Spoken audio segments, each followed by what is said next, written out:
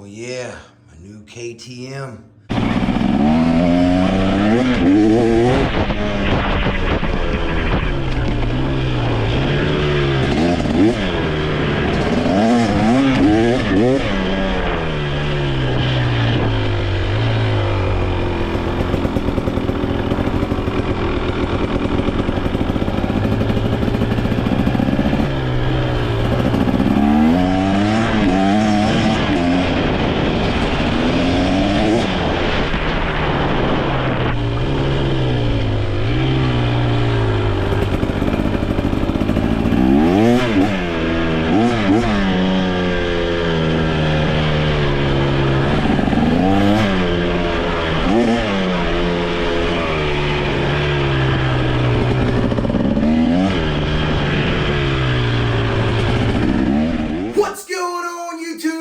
Eastside RC. Today we're going to be doing a little wrenching on Mom's build, phase 1. Let's get right at it. Alright y'all, what we're going to be working on is Mom's little Zen 32. Got Mr. Roberts from Blue Groove Model Sports. Got his port cover on here. It also does the intake as well. Very cool. So what we need to do is switch out this clutch spring because Mom is learning, so she needs to baby this engine. So an 8K will not be good for her. We're going to put a 5K in here so she can baby it. We need to get this off of here, and we're going to put on the Baja clutch housing. Okay, the Baja clutch housing. There's two different clutch housings that this engine takes, a thin one and a thick one. The Baja style takes the thick one. You can look on DDM, and it specifies what the thin and thick clutch housings go to, so what vehicles they work in. All right, so what I like to do is you can put this in a hand tool or you can put this in a drill. I like to use these nice Milwaukee pieces and fit them in my drill and impact the old bolts off of there. Okay, you can hold this with your hand with gloves on and do it, or you can use this nice Bartolone wrench that you can get from DDM as well, which we're going to use because I have it.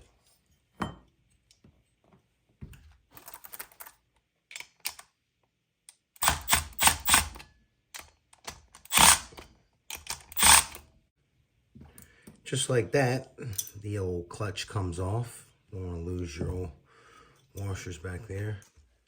For this bolt here, I prefer to use my T-handle and my hand tool. Take this and try and take it off by hand because it may need some heat. It may not. It did not. Now, this won't come off, obviously. So what do? We just remove our Bartolone wrench and we lay it across here and we pull it. All right, notice how I got the puller set up.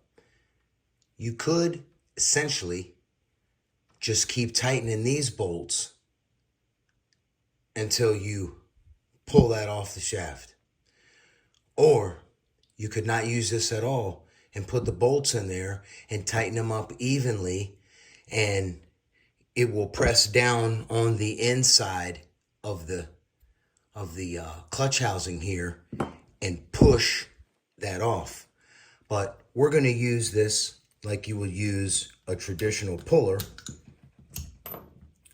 And we're gonna pull it off. All right, so let's give it a try. Oh, see how nice that works? I prefer to do it the right way, but you can do it other ways. I just don't like to mar stuff. You guys know how I am.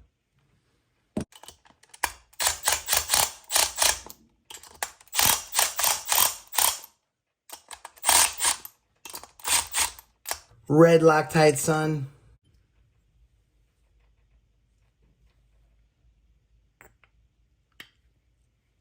Butter. Get these good and clean. I like to clean each screw.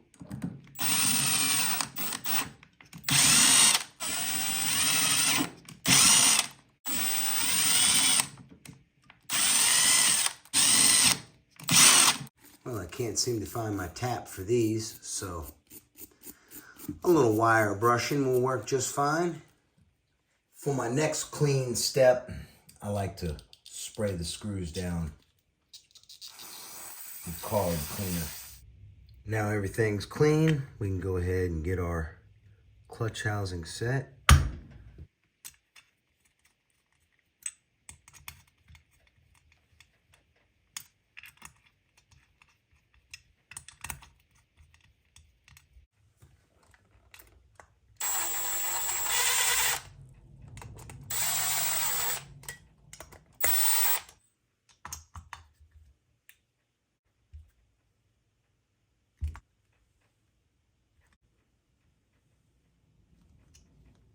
You don't need to go crazy with this, guys.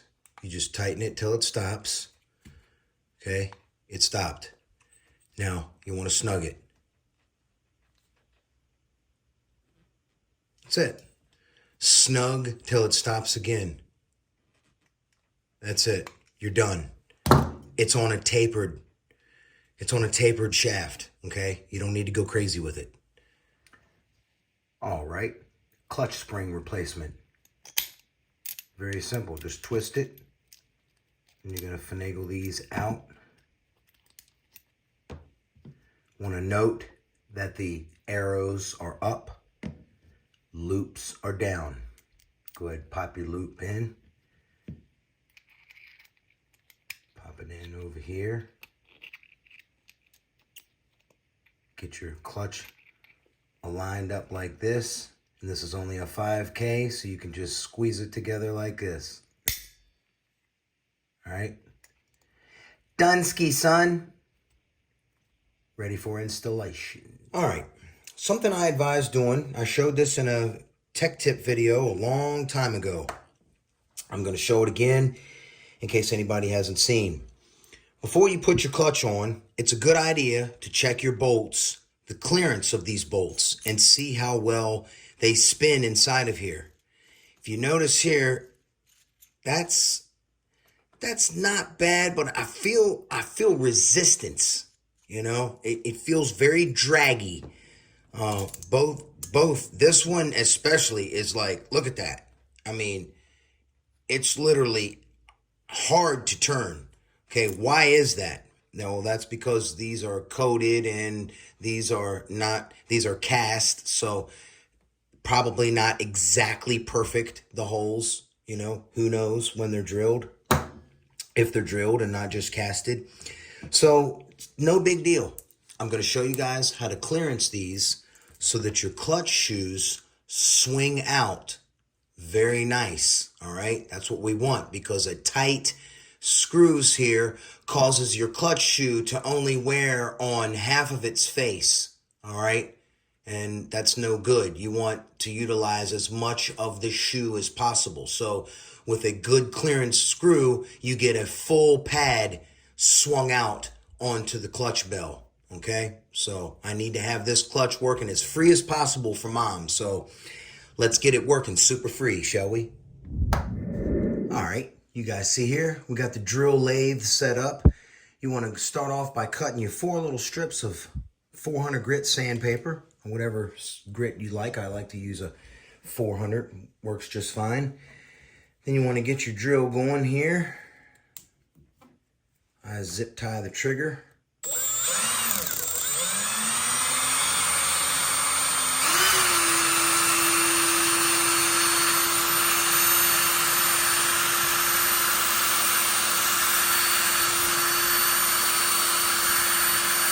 And simply just clearance her up.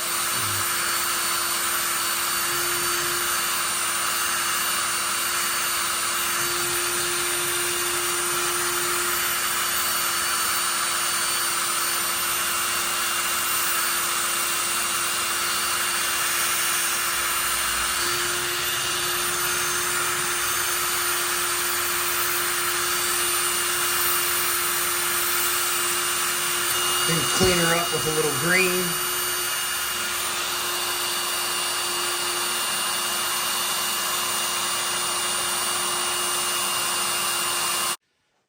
All right. I use used all 4 slivers of sandpaper and the Scotch-Brite. Let's see how she works. Oh yeah.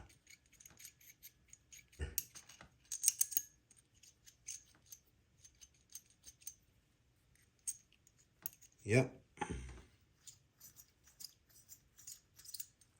That'll work. Now, let's do the clutch. You guys know washers have a smooth side and a rough side, right? I like to put the smooth side down. And your clutch, make sure your spring loop's down, double check, and your arrows are up.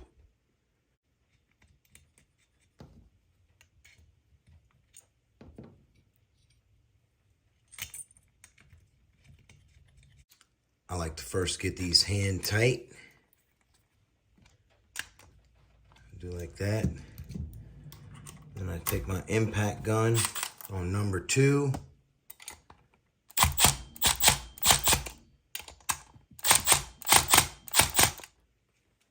And there you have it. Housing changed. Next up, I am going to decorate the plug wire.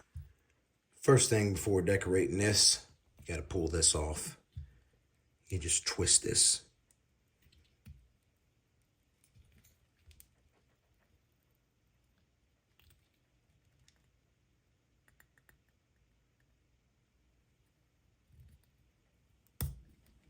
Okay. Take this out of here. If this little piece gets bent up, no big deal. Just put it in the vise, straighten it back up. Remove this. Here's the wire covering I'm going to be using and the heat shrink tubing. I like to burn the edges here. Got my piece cut to fit, and then you just slide it over here like so.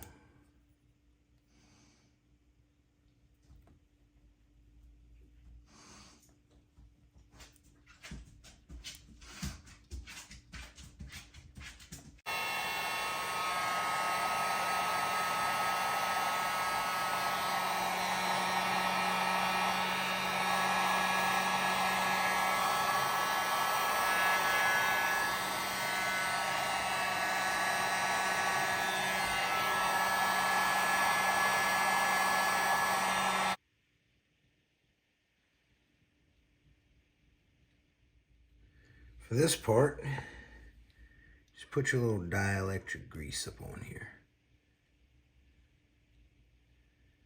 Get it all up on there real good.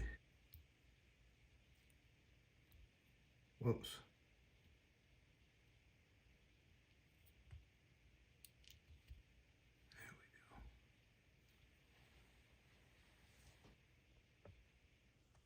There it is. Come on back if you like tech tips, wrenching, brapping, and all kinds of fifth scale gas stuff, because that's what I'm all about, all right? Eastside RC, y'all have a blessed one. I'll catch you on the next one. Is out!